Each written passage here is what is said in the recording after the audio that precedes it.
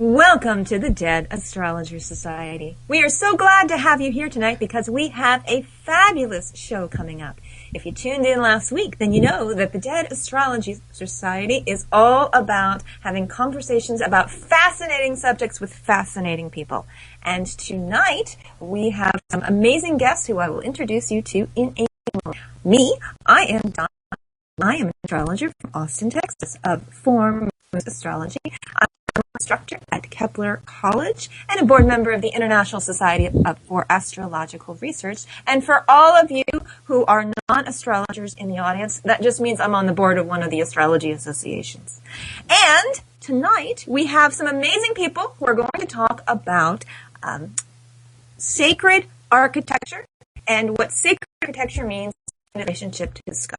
I don't give too much away because I'm going to let the guests talk about what this means. So without further ado, we have the fabulous author and astrologer, Tad Mann from New York. He's got 2 books out recently, out of many of his amazing books and other accomplishments, called Sacred Architecture and another one called Sacred Landscapes. Tad, say hi. Hello, everyone. Good evening. The dulcet tones of Tad Mann. Okay, we also have Russell Ohlhausen, who is actually here with me in Austin, Texas. Not actually with me, but kind of near where I am. Pretty close. Russell, one of my favorite coffee partners.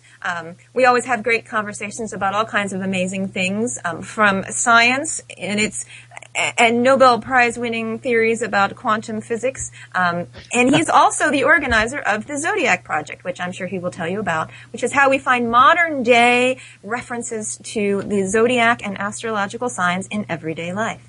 Exactly. So say hi, Hello. Russell. Hi, everybody. Yay! And finally, we have Jennifer Zart. Jennifer Zart is an astrologer from the Berkeley area. She's also, I keep teasing her, she is Dr. Zart now because she's gotten her PhD and works at one of the new astrological publishing houses, who I'm sure she'll mention that as she's talking about writing books and researching all kinds of fabulous astrological subjects. So say hello, Jennifer. Hi. Hi. Hi, everyone. So tonight we are talking about stellar alignments in the landscape. So what that means is, from time immemorial, human beings have been looking up at the fabulous night sky and finding ways to bring that night sky down to Earth so that we celebrate the connection between us and the heavens. Hence, we have sacred landscapes. So many of the buildings that you have seen throughout history books, the Great Pyramids, the Pyramids of Egypt, the ones in Mesoamerica, and other things of architecture like Stonehenge, have to do with things that are happening in the sky. They built them on Earth to align up with them. I'm going to turn over the floor to Tad to let us have him tell us a little bit about what that means, since he is the one who literally wrote the books. So, Tad, Yes. We talked a little bit yesterday on the phone. Tell us a little bit about how you think that different cultures, since it's pervasive around the world, got to building their structures and things, and what relationship that has to our way of thinking about the world. Well, when early humans were nomadic and then gradually began settling, the reason they settled was, first of all, the ice ages ended some tens of thousands of years ago, but also once they began creating agricultural societies where instead of just foraging and things of that sort, that they were actually growing crops, it became very important for them to know when during the year to plant. And of course, one of the ways in which you discover about the seasons is by noticing, when you stay in one place, where the sun rises and sets at various times of the year. And of course, typically in the northern hemisphere, at the spring equinox, the sun rises in due east and sets due west. So the point being that it became very valuable for them to create a calendar, and the calendar was based on seeing how the sun rose and set further north and south throughout the year. So it was kind of natural for them to use sighting points on the horizon. You know, they may have used a tall tree, they may use a mountain, they may mark it in some way with a monument.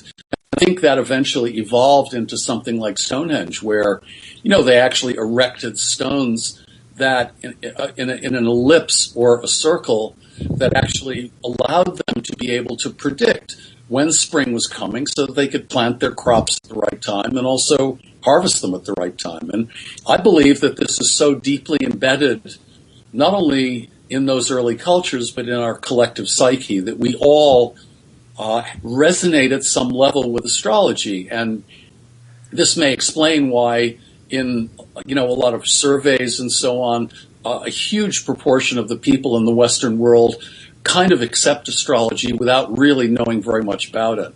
But I think the architecture gradually grew up around that, and early temples and churches and places of worship essentially were calendars, as well as being meditation places, as well as being, you know, centers of their social life. So I think it all evolved and got more and more complex. I think it's it's something that you see all over the world, and it's not accidental that shapes like the pyramids in Egypt and the pyramids in Mexico and the pyramids in Guatemala and stupas in the East and China and India and Southeast Asia and places of that sort, as well as the stone circles that are all over Northern Europe, where I actually lived for almost 30 years. It's not accidental that these places were essentially zodiacs on the earth, and that they were prototypes of later sacred architecture, and that they provided people with a way of orienting themselves to the natural world. And of course, it's interesting because in my sacred architecture book, as well as my latest, which is the Sacred Language of Trees, of course, you realize that in history, we've lost that connection. So I think one of the main purposes of astrology is to allow people to begin to recognize that such information is incredibly important, because it literally links us into the year. It links us in to the planet, to the sun, to the center of the galaxy, and so on. Is that a good start? Oh, it's a perfect start. I love you, Tad. You know that. I'm wondering if we can take a moment to define sacred for a second, just kind of get the baseline on what we were talking about with sacred. Well, yes, the way I define sacred is it's not religious particularly, but it's places where in early cultures the original humans thought humanity connected with the spirits. In fact, a tall mountain, a sacred mountain, represented a place where they believed the gods came down to earth, or the goddesses came down to earth, and that individuals went up into the sky to kind of become enlightened. And so the sacred places were places where people felt awed by the landscape. They felt that it wasn't necessarily a place for humans, but rather a place for the gods and goddesses. And so in early cultures, like my Sacred Landscape book shows, it might have been a river. It might have been a gigantic tree. It could be a sacred mountain that towered over other mountains around one. Yeah, it could be an ocean. There's a perfect example here, Tad. In Central Texas, we have a place called Enchanted Rock. Yeah, and exactly. It is a granite outcropping that is the oldest granite outcropping in North America. They estimate its age at about 1 billion years old. Pink granite dome. And in the native languages of the region, it's called the singing stone because of the properties of the granite. As the sun sets, the shape of the rock begins to change because of the heat dissipating from it, and it begins to make cracking noises that almost sound like singing. And it was considered a sacred space by the local peoples, and they didn't go there because that was the place that was set aside for the gods, who would go back and forth. It's curious because sacred places exist all over the world, and one of the characteristics of them is that when you go to such a place, you feel a different energy, especially if you're tuned into that particular wavelength or are open to phenomena like this or open to the spirit. And it's fascinating because you don't need to believe it. You don't need to know what the early people who lived there were, but you're certainly affected by that place. I think what happens is that people are changed. It transforms us in some very deep level. And, I think people expect, churches and temples and mosques to do that today. But I think those early places are extraordinary for that reason. Also because, as you mentioned, a lot of those places have been here for millions and millions of years. They weren't created by humans, although very often humans chose to build what they call sacred monuments on those places. I think Stonehenge was probably a magical place before Stonehenge was actually built. I mean, if you've ever been there, it's really quite an amazing sight where you see 360 degrees, and it's very, very special. All right. But what about cities that are designed with things like this in mind, like Bath, England, for example? Well, I think that's kind of a later accretion. I mean, Bath, in fact, I lived in England for 18 years, but Bath, as they call it properly, Bath was built on top of springs, on top of underground springs. And in fact, a majority of the cathedrals in Europe that were built between the earliest ones in kind of 1050 AD and the latest ones around 1300 or 1350, almost all of them were built around sacred springs. Right, but there was a lot of development in Bath in the 18th century, creating like the circus, for example, and all of these other Masonic buildings that are absolutely present there now. Yeah, that's true. But of course, the city itself is thousands of years old. And, it's a funny thing. I was a member of the British Society of Dowsers for years. And we would go off to these places. I would go off with these groups of very strange people. But of course, I suppose I was very strange as well at the time. But we would go off with pendulums and dowsing rods and things of that sort. And these places create very interesting and amazing spiral energies. And many of them have healing energies. But it's interesting because the waters under Bath were actually sacred to the goddess. And a lot of the sites that were taken over by the Roman Catholic Church, for example, were originally goddess sites like Chartres Cathedral. And a lot of the cathedrals in England and France and Germany. Jennifer, when you mentioned, you asked your question a few moments ago about what is actually sacred. Preparing to kind of look at this topic, I ran a quick Google search, and you'd be surprised at how many different opinions there are out there of what sacred architecture actually is. What qualifies as sacred? What qualifies as architecture? I found that the Christian contingency seemed to have a little bit of their opinion on what they felt fell into sacred architecture. Other people felt more like the pagan natural places that we built upon qualified as something to do with more of a sacred place. I've followed so much of this over the many years, and I agree with all of these different opinions. And I think that the Earth has its own natural energy. We see this, many of the places you've already mentioned fall upon ley lines, the ley grid, as one way of looking at what is sacred. What is a ley line? A ley line? A ley line is it's an energy line that actually permeates the planet, different energy structures that you see in sacred geometry. It's like a sacred geometric pattern that's overlaid across our planet where different places cross. You will find these sacred many of these sacred structures, not all, but many. Jennifer, I like to think of ley lines. Have you ever been to an acupuncturist? No, I was asking for those who might not know what they are. Yeah, I know. But for those who also might not know, if you've been to an acupuncturist, when they talk about meridians in the body, they put in needles to help the energy of the body flow unhindered, so to speak. And I think ley lines are the equivalent for the earth itself. They are where channels of energy collect, where they disperse, where they go back to the heavens, where they go into the earth, and so forth. Does that make sense? Makes perfect sense.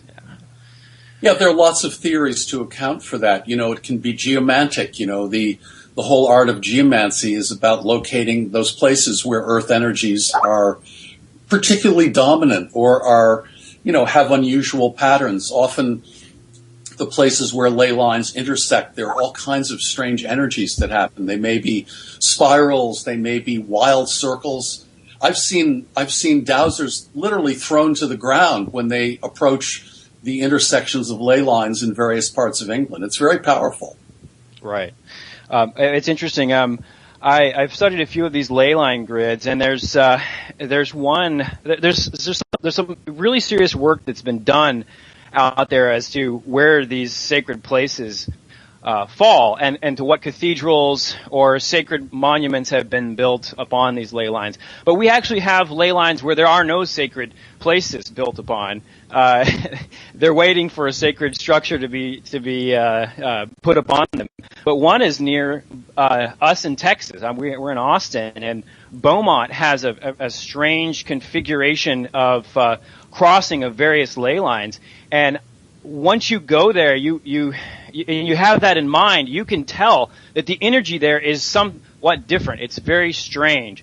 And I think that many of the ancient cultures, when the planet was in full resonance, in much stronger energy resonance than probably what it is at the moment, people felt these energies vortex spiraling upon these places in the landscape, and they decided that this is where they needed to build this place to encapsulate this kind of energy. That's one concept of how sacred architecture may have begun. Well, yeah, I mean, there are all kinds of theories about this. One of them is that birds and certain animals that migrate navigate in unbelievable ways, and they think that these earth energies could easily be something that such birds and animals tap into and actually use it as a kind of navigational system. It's I define sacred architecture in my book called Sacred Architecture, just because sacred is often applied to kind of religious buildings, but I defined it as a place that has a common root in the life of the soul and in spiritual vision, rather than merely forms which qualify as being religious. And in some ways, Jung would call these archetypal forms. There are certain geometric shapes in nature and in the world that actually create unusual vortexes of energy. And very often the buildings built on these places reflect the kind of nature of the energy of the place itself. It's quite powerful to experience them. Right. I believe that you've probably seen this before.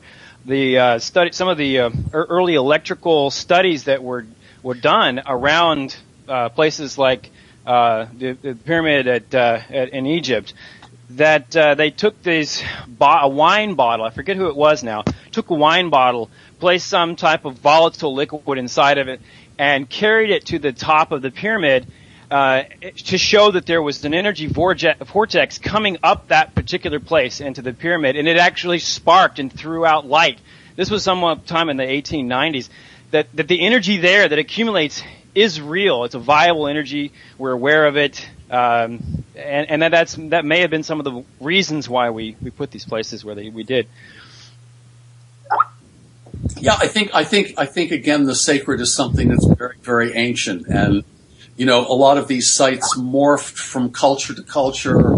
They were, places that people revered and worshipped for generations upon generations, and there are legends all over the earth. My Sacred Landscape book describes lots of those. Legends from every continent. It's like, things like in Australia, there's a place called Uluru, Ayers Rock, which is a huge red sandstone rock in the middle of the continent. It's really in the middle of nowhere. And it's considered such a sacred place, that it's a place of generation. When women have trouble getting pregnant, they go to Ayers Rock.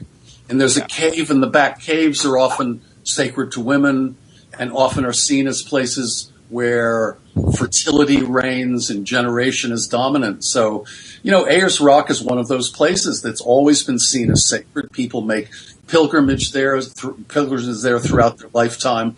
And it's actually very, very powerful, these places, that they are seen as being somehow places that relate to the creative principle in general. Our enchanted rock. Oh, sorry. I was just gonna... Donna had mentioned our enchanted rock, and it's actually been compared to Ayers rock many times. I was just going to add that. Yeah. Oh, okay. I'm wondering if these rocks where people would go for fertility reasons, for example, have something to do with the stars that line up at that latitude on Earth. Well, I mean, I think that's a subset of it for sure. I mean, a lot of the sacred mountains, the North American the Native Americans had essentially 4 sacred mountains in the north, east, south, and west. And I think they are in states like Colorado, New Mexico, Arizona, and I'm not sure whether it's Texas, but it could easily be.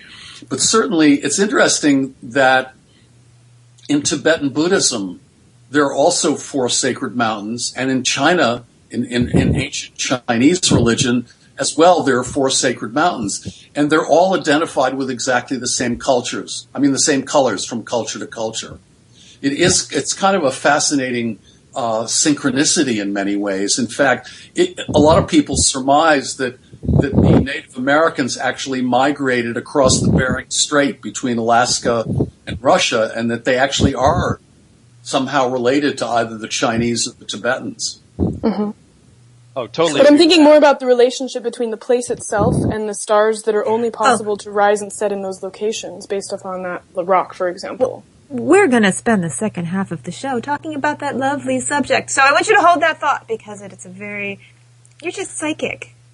You're just early. Since you brought it up, we might as well take a break now. Chad is telling me that we can take a break anytime. So we are going to step away for a few moments and let the Paramania radio station, the awesome station that provides this wonderful space for us to have these conversations, play some of their promos for a few moments, and then we will be right back. So I hope you stay tuned. Welcome back to the discussion table at the Dead Astrologers Society. I had the privilege of talking to all of our guests while we were offline, and I have to apologize to all of you. I was actually running up the stairs just like 30 seconds before airtime. We've been having some technical difficulties, so it's good to talk about sacred things because we're all having a chance, meaning me having a chance to come back to myself and start feeling like a human being again. So, back to the show.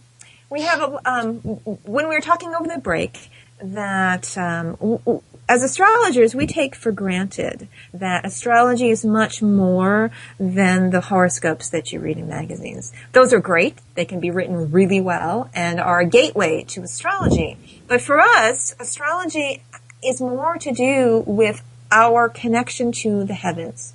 As Jennifer just said, we love stars. We all love stars.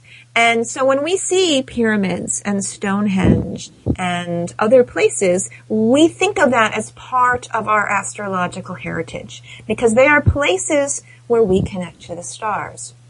So, since you all had something to say on that subject, I open the table back up to you and to talk about how monuments reflect what's in the sky at a particular place on Earth. How about we talk about Giza, for example? I think some of us have read I think the book is called The Orion Mysteries. There are several of them out there on the pyramids of Egypt and how the pyramids are actually built to look like the stars in Orion, the constellation of Orion's belt. Right.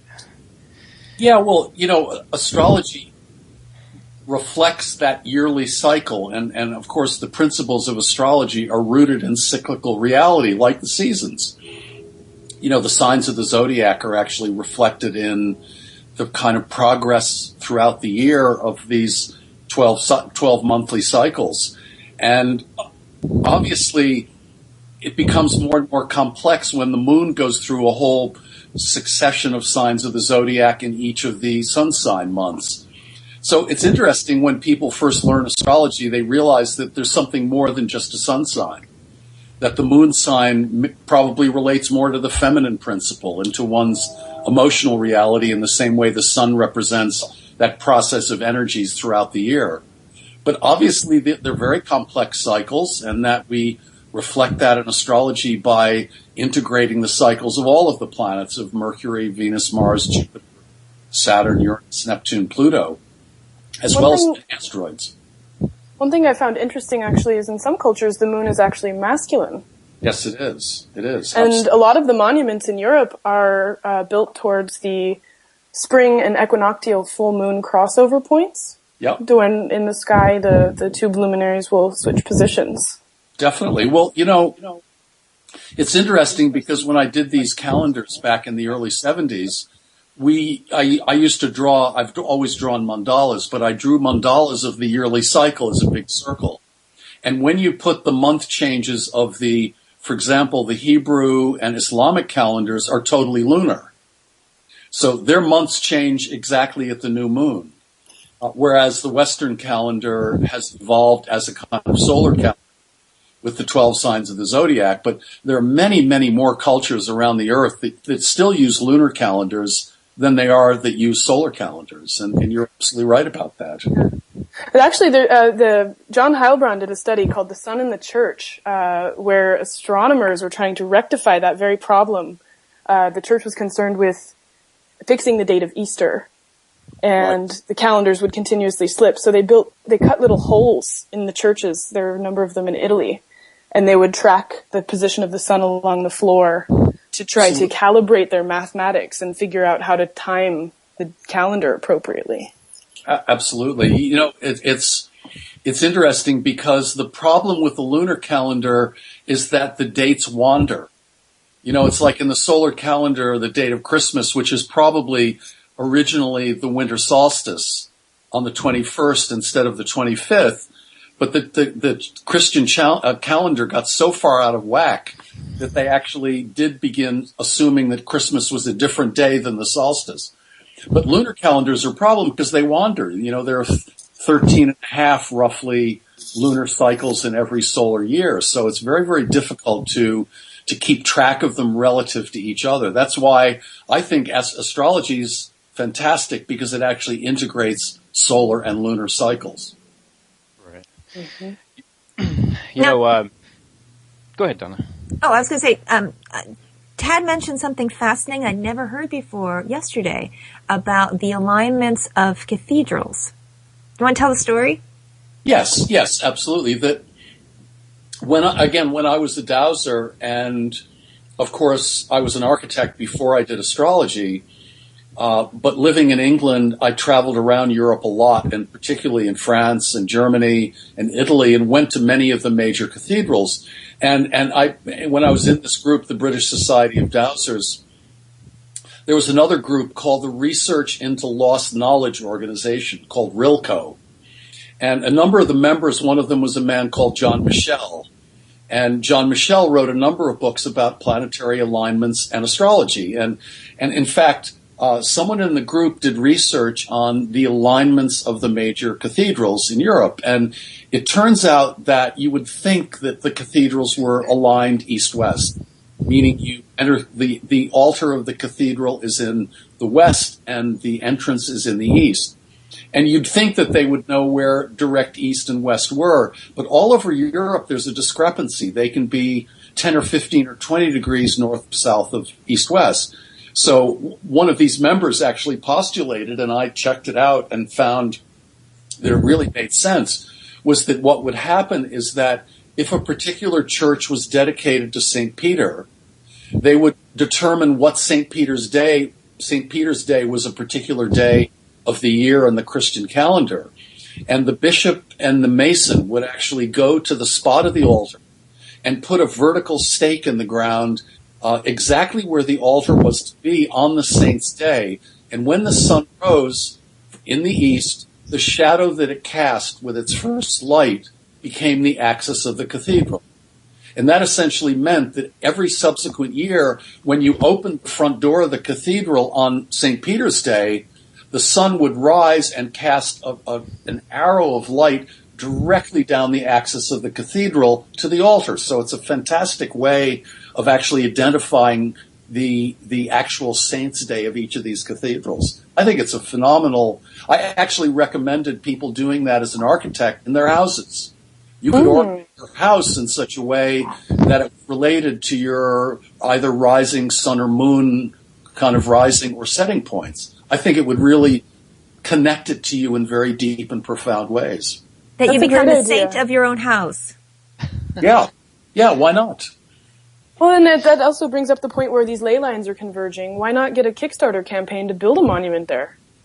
If it's not already existing, we should just do it. I mean, that's, why leave it up to the ancients? We're here now.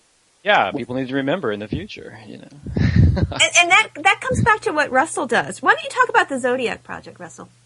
Well, the Zodiac Project was something that I kind of started 7 or 8 years ago, just wanting to find where zodiacs were located, particularly in prominent places in architecture, most of which you can find in cathedrals or in buildings that have been owned, in more modern times by Freemasons.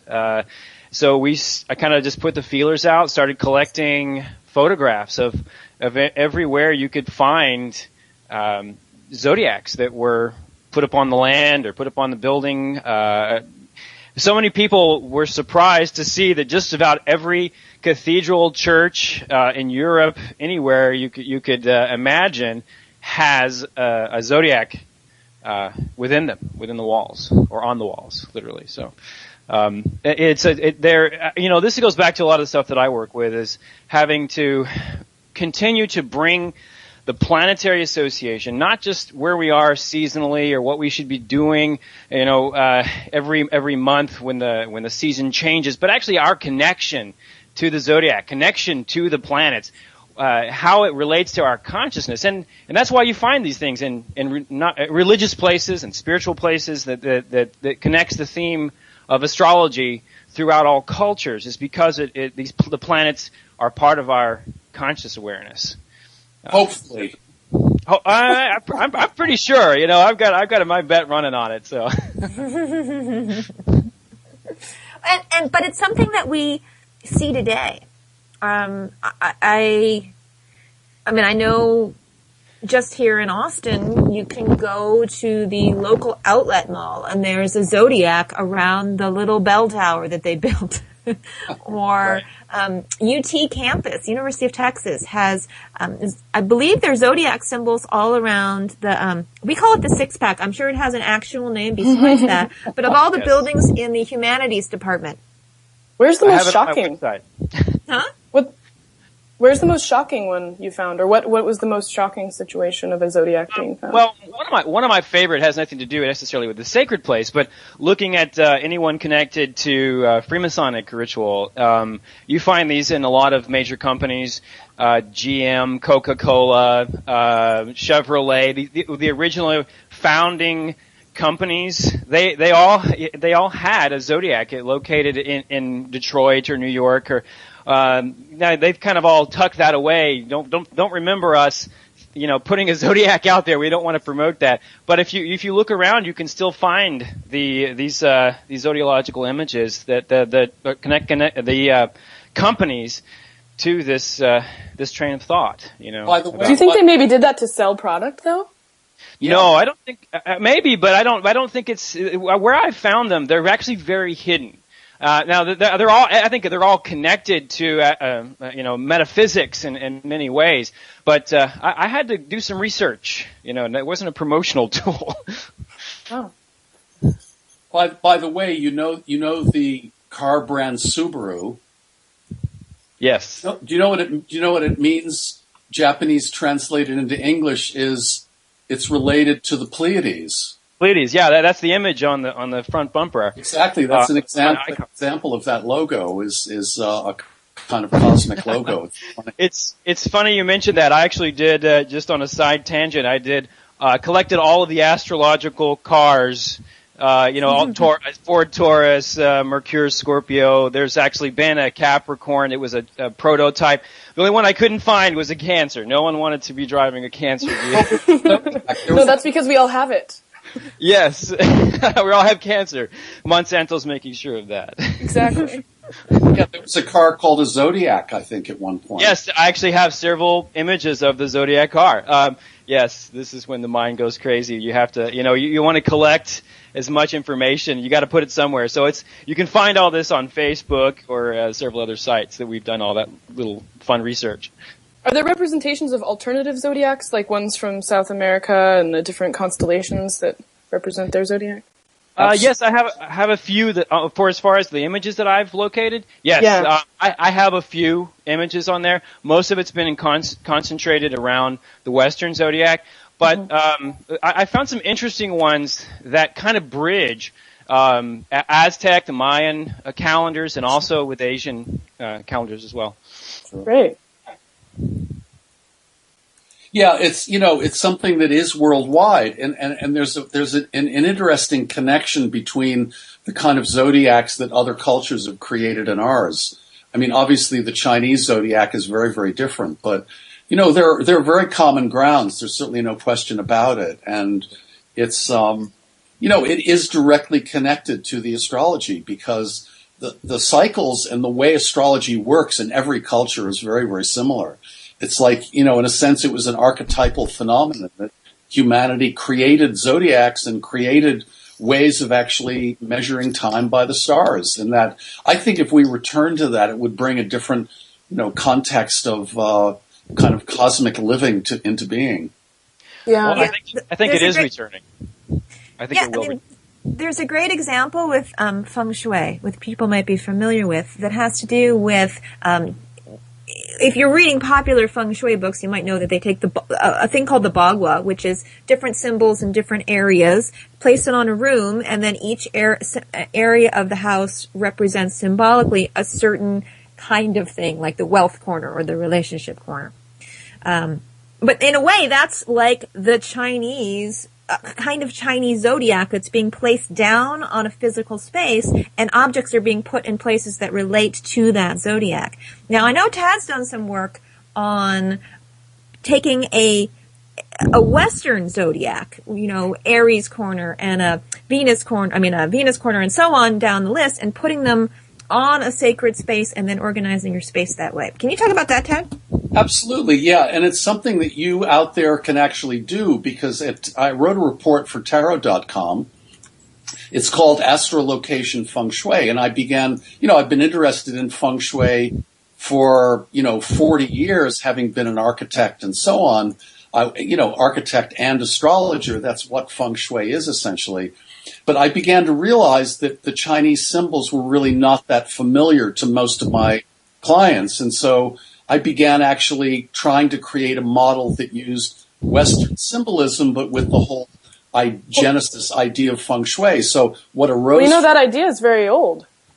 Oh, it's ancient? Yeah, in Deborah Holding's book on the houses and the development of the houses, Sure. She brings up that it, is related to the map of liver divination and this physical spaces carved out for where things could be interpreted from liver divination. Absolutely, but there's a type of horoscope that some astrologers use called local space. And a local space chart really relocates your horoscope for wherever you're born to a particular place where you are now, and it maps it on the horizon. So it's essentially when you stand in the middle of your house and face due south, you're looking at the midheaven of your horoscope. So what this program does is it actually maps the position of your planets using local space onto the bagua, onto the 8 quadrants of the bagua. And it is fascinating because it really does make sense when you think of, everyone who knows astrology at all knows that Jupiter represents, psychological ideas or spirituality or religion. So in the Jupiter line that goes through someone's house or through a particular room, you often find that's exactly where they put their psychological or sacred books. It's in the Cancer part of their living room is where they put pictures or photographs of their mother and father and grandparents. And it's actually very, very interesting to map it onto your space and see how you connected these areas with the qualities of those places. And Tad, this gets back to how astrologers see the world. For those in the audience who aren't familiar with an astrological language, astrologers are always looking at our whole space. You know, just imagine the sky arching above you like half a circle and then descending behind the planet in another half the circle. So there's one great big circle, and that circle is divided up into little pie slices. We call those 12 pie slices houses or signs, depending on how you're referring to it. But each one, anytime you say a zodiac sign like Cancer or Virgo or Sagittarius or any of the other ones, they're slices of that ring. They're just 30-degree sections of that big circle. So when we're talking about mapping the heavens onto the earth in this way, we're talking about taking that big circle and plunking it down on top of the physical space, like in the 360-degree idea. Now, if you can imagine at the time you're born, in any other moment, each one of the planets in the sky is someplace in that circle. They're either high overhead, they're down below the limb of the horizon visiting China, they're somewhere. And so when you take that same circle and flatten it down on your space, each one of those planets is still somewhere in your space. And so what Tad is saying is that for the place where Jupiter, the planet of wealth, is, that's your Jupiter corner, that's your wealth corner. And it's going to be totally unique to you in a way that a Bagua is not. Yeah, it's a great thing to do because, you know, the way the logic of feng shui works is that you want to have the element that produces growth, which is wood in feng shui. And essentially wood can be a little tree, but it can also be a plant or a bush, anything growing, or it can be the color green. And astrology and feng shui both work via something called correspondences. So if you really want to encourage wealth, for example, then you put a tree in the, that particular quadrant of your living room or your bedroom or whatever, and it creates growth in your finances. It's actually fascinating to see how it works because it's not only doing it in the space, but it's also doing it in your mind. You're essentially programming yourself in a way to become more connected to your environment, which is a good thing. So it's in a way to make your space where you are now sacred, to get back to that. I mean, yes, you don't need to build a stone monument. We can cast a locality chart and make it happen. Absolutely. Absolutely. And the report I wrote has actually a lot of information in the sense that it tells you, if you think about Jupiter, there are certain correspondences to Jupiter, like philosophy, psychology, spirituality, things of that sort. But also they have correspondences like the color blue, and particular plants and particular images and particular shapes. And so a lot of people who really tuned into their environment naturally, spontaneously, put significant objects in certain places that seem right to them. And when they check it out using the feng shui, they discover, hey, do you know what? I actually was tuned into my inner energy in this place. It's a fascinating thing to check out. Go to tarot.com and try it out. Yeah, I was just going to suggest that to everyone. This is something that you can do on your own. That if you're listening to this, you can get Tad's report from tarot.com. You can also go to astro.com or astrodienst.com and get a copy of your own horoscope chart. Just fill in your birth information. So that's the date, the place, and the time you were born. You can't make a sky with a picture of the sky unless you know exactly where you are, which means the date, the place, and the time. Type that information in and it will give you a free chart that is a map of the heavens. And if you can think about it as a map of the heavens, a couple minutes of research on the web will tell you which little symbol stands for which planet. You can just take it and look at it when you're standing in the middle of the room and go, oh, this is my wealth area. Oh, this is my responsibility area. Oh, this represents learning, and see what you have put in your own spaces. Because I believe it's a natural human impulse to want to connect to the larger universe.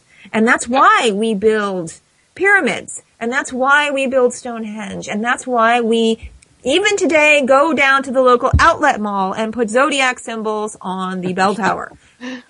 Because and be careful. Be careful if you have dead plants in your wealth sector. There's actually an academic who's written about the mall as a sacred space. His name is James Twyman. Was he an astrologer? I don't believe so. I'm not sure, but wouldn't think the so. article's called 10 Spiritual Lessons I Learned at the Mall. It's a book. I have it. I read it.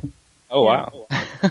Well, one thing I was going to add to this part of the discussion is, all these mechanisms that we use and the things that we study and the way we structure our environments to work more in harmony and union with the planets is part of what our goal is. The greater goal is to not be in discord with planets, but to find a way to be in accord with what's happening. And the ancients did a lot of this work for us to help us remember of how to raise ourselves to the level of the planets or above, so that we're not so subject to the negative influences, to become more conscious. And that's sort of the reason I find my fascination with astrology today to be more associated with where it's taking us individually in our consciousness. What was known, what we can learn from the ancients and what they've put in the buildings, in the structures. What are they trying to tell us? What's the story they're saying to our evolutionary journey, that we're on this path, and how it relates to where we're going and where we need to be. So, anyway. Alas, once again, my guests are so absolutely fascinating. I feel like we give the biggest astrological tease that you can get on the radio. I want to sit here for another 3 hours talking about the topic and to all of you, but our time is coming to an end. So what I ask each of you is to give us a minute about how to find you, and then we need to wrap up. So who would like to start first? I'm willing to start first. Start, Tad. I'm called Tad Mann, but the name I write under is actually AT Mann, initial A, initial T. And my website is atmann.net. And you can find books that I wrote. You can find access to my information. So if you want to come and have an astrology reading, you can do that. And I also have a Tumblr site, atmann4 at tumblr.com. So you can get in touch. It's amazing artwork. So check it out. Yeah. Lots of mandalas, lots of books, lots of Hey, Russell, your turn. How do they find the Zodiac Project? You can find it under my name on Facebook if you have an account there, Russell Ohlhausen, or I've also got some connections through www.mindfrontiers.com. And That's how to find me. And I'm Jen Zart. You can find me on Facebook, JENNZAHRT, and you'll find everything there. And you're also working with book publishers who should get a plug? Yes, I'm working with the Kepler Institute Press, the Sophia Center Press, and a lot of individual authors who write about astrology and the history of Western esotericism. Excellent. And I am Donna Woodwell. I am your host on the Dead Astrologer Society. We air live on Thursdays at 7 p.m. Eastern, which is 4 p.m. Pacific time. You can find me at www.fourmoonsastrology.com or on Facebook at Four Moons Astrology, or even on Twitter at Lunalicious. Feel free to come find me. Dead Astrologer Society is also on Facebook.